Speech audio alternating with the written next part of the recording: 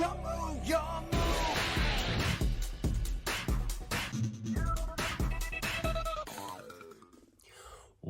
up guys, it's Yugioh here and welcome to another amazing video on the channel. So for today we are bringing back the Birds. It is a deck that a lot of people hate and a lot of people love. It's kind of those decks that's 50-50 on absolutely hate and absolutely love, but it is a very viable deck, this format, don't get me wrong. They full loss you, you're like, sure, I don't really care.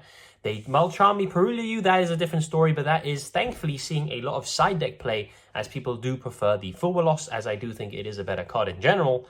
But against Floowandereeze, it is not. It is actually pretty bad. They do that in draw phase, you're like, cool, I give you no draws, and now I'll thrust, and I'll set my Harpy's Featherstorm, and I'll basically skip your turn. So fantastic deck, very, very friendly to beginners.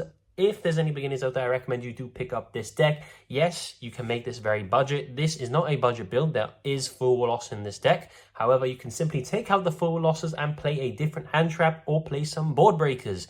This deck is adaptable that way. You don't need to be playing the full losses. I just think it is the best way to play this deck, as it gives you a lot of power going second, which if your opponent has an established board, the deck can struggle a little bit into it. So without any further ado, I'm going to get into this deck profile. Make sure you join the free giveaway on the channel. Link will be in the description down below. Smash a like, subscribe, and I'll see you all in the deck profile. Okay, so starting off with the deck profile, I apologize if there's any glare. I am recording very late at night as the grind never stops.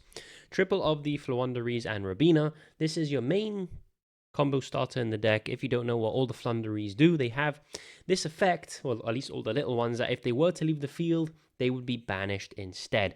And if they are in the banish pile, whenever you normal summon a winged beast, it will basically add itself back from the banish pile to your hand. So it actually lets you chain block very, very well from cards like Ash Blossom, cards that really care about chain links, Ghost Ogre perhaps.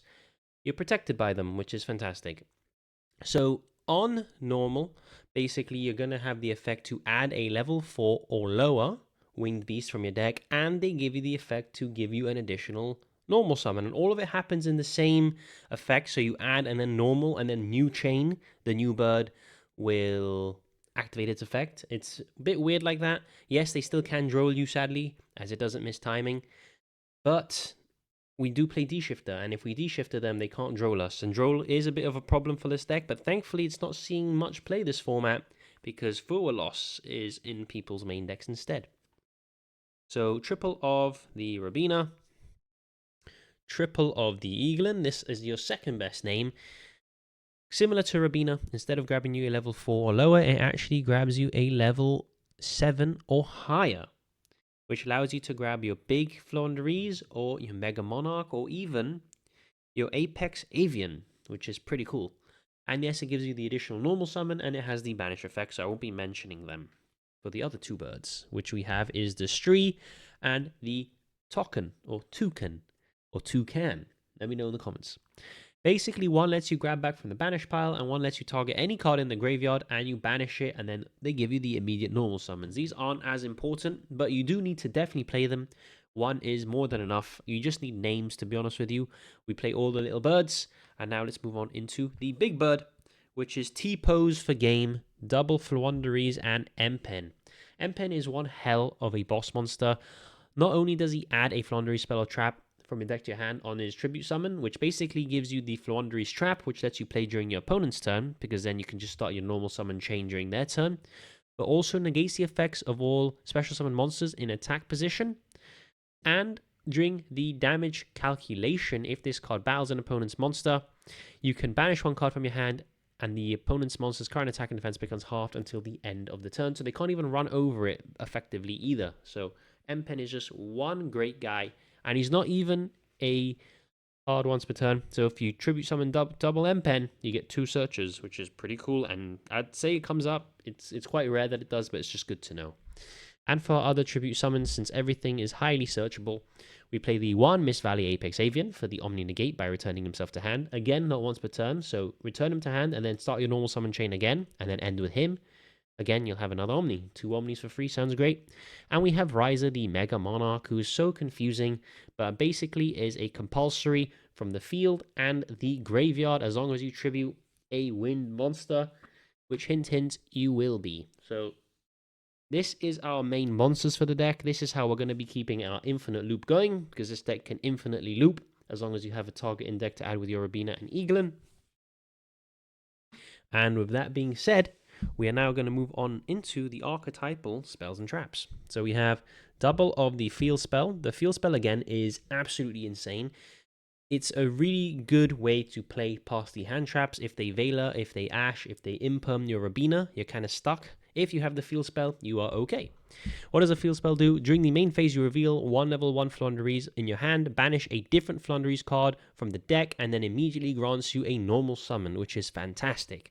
Also, if your opponent normal summons a monster, it immediately gives you a normal summon as well. So it gives you 2 normal summon chains. That's pretty much all you could ask for, really, from a field spell. We have triple of the quick play, Floowandereeze, and the advent of adventure. This is how we dodge our hand traps. Maybe thinking, we're in a hand trap heavy format, surely we just fold to cards like Imperm and Veiler since they're not once per turn. Well, actually, we have Floowandereeze and the advent of adventure, which is a quick play spell, and it can banish a winged beast monster from the hand or face up field, usually from the field, because this will be in response to an opponent's targeted negation. Add a Floowandereeze monster or Floowandereeze field spell from your deck to your hand and immediately gain 5. The more important thing is that your Floowandereeze monster will dodge the targeting negation and the chain, well, the normal summon chain will continue, which is very important with Floowandereeze. You need those chains to resolve. If the chains resolve, you're winning the game. If they don't resolve, you're going to have a hard time. For the one-offs, one Floowandereeze and the Unexplored wins. Card is cracked, but we only need to play one because by itself it doesn't do anything, which is sad. What does it do? You can conduct tribute summons that require 2 tributes by sending one monster you control and one card your opponent controls. Not monster, one card, doesn't target, can do back row, which is insane. And that is not once per turn either. If you tribute summon multiple times in the turn, you're going to send multiple of your opponent's cards, which is ridiculous. And then during the main phase, you can reveal up to 2 winged beast monsters in your hand, place them to the bottom of the deck, and draw cards equal to the number placed, which is nice, helps with unbricking. This deck does have a consistency problem at times, so we've built the deck to try and be as consistent as possible, and that effect comes up sometimes. Obviously, we do play the pot cards, which means that most of the time we cannot draw, but if we don't draw the pot cards and we have this, it's a good way to sort of refill and go again, mulligan your hand. Why not? We have one of the trap, Floowandereeze and the Dreaming Town. This is the only trap we play. They have an insane trap, if you think about it, that just doesn't see play because Floowandereeze and the Dreaming Town is just that much better. What does it do? Well, during the main phase, immediately after this effect resolves, you normal summon a level 4 or lower winged beast monster. That may not seem like it's a crazy effect, but in a deck like Floowandereeze, where one normal summon gives you a bunch of advantage and a tribute summon monster on field, this is crazy. Also, if you tribute summon a level 7 or higher monster while this card is in the graveyard, you can banish this card to Book of Eclipse your opponent's entire field, which is insane. And remember, you can recycle these back from the banish pile thanks to Toucan. So you banish it and you grab it back. And then use it again, you banish it and you grab it back. So this is how we have infinite ways. And we can do that with any of our spells and traps, with any card that we want, really, which is insane. This deck has infinite grind game. Grind game is not an issue with this deck. Let's put it that way. So that is it for the Floowandereeze cards. Let's now move on into the hand traps. So for the hand traps, triple of the boy. We play this deck because one of the main win cons of the deck is Shifter. If your deck can play Shifter, why not play it? This deck just benefits from Shifter because basically, if we have a Shifter in our graveyard, everything's going to get banished, which means we can just grab it back that much easier. Also, we can banish our own Shifter from the graveyard to free up another spot in our graveyard for a second Shifter. So this deck actually plays with Shifter extremely well. We have triple of the Mulcharmy Fuwalos. I apologize that I only have one copy at the moment. I have ordered some QCRs, and I'm also cracking open a bunch of Rage of the Abyss, I hope, through the Christmas period. So I'm hoping to at least pull one more secret rare, or if not, I'll have my QCR playset at some point. But again, Fuwalos, if you control no cards, discard this card, works under Shifter too, because it doesn't need to go to the graveyard. And then every time your opponent special summons a monster from the deck or the extra deck, you immediately draw a card. The new Maxi, basically. And going second, you Fuwalos your opponent. They got to decide: are we going to give you, are we going to give you loads of draws, or are we going to stop our combo midway and build a weaker board to not play into the Fuwalos? Which, if they build a great board and give you loads of cards, fantastic, because we can now play, because As I said, Flanders sometimes struggles with consistency. If they make a mediocre board, fantastic, because that means we can just break it and establish our own. So this card is a massive win in Flanders. If you can't afford this card, don't worry, it is getting reprinted in 4 months' time in the new Rarity Collection set. For the meantime, you can play something else. You can play DD Crows, as they are searchable. You can play Effect Veilers. You can play Ash Blossoms. You can play whatever you want instead. I just prefer playing the Full Loss, but you can make this deck extremely budget, guys. This is the only card that isn't. We have triple of the Infinite Impermanence. Again, fantastic card. Not once per turn. Good to draw as a 6th as well, which you can't say for the other two. So I just like playing 9 hand traps. 9 hand traps that I know are always going to be impactful. Shifter, Imperm, and Full Loss. And I call it there for the hand traps. And then if need be, I will side more in games 2 and 3. For the pot cards, we have 1 Prosperity and 2 Extrav. This is how we help with our consistency. We don't really care much about the extra deck, if at all. We have utility options in there, which are nice to have, but Extrav can get rid of them, and I'll take the draw 2 anytime. Same for Prosperity. I'd rather dig 6 and start my plays than have a nice extra deck. And we also play triple pot of Duality, as again, we're not going to be special summoning much, if at all, because we just do normal summon trains. And again, gives us more consistency, so I am playing them. We have double of the triple tactics thrust, because this deck actually has the biggest punish in the game if our opponent does anything. If they go draw phase Full Loss, not only do we not care, or if they go draw phase Shifter, not only do we not care, but then we can thrust and set our Harpy's Featherstorm, which is the biggest punish in the game in my opinion.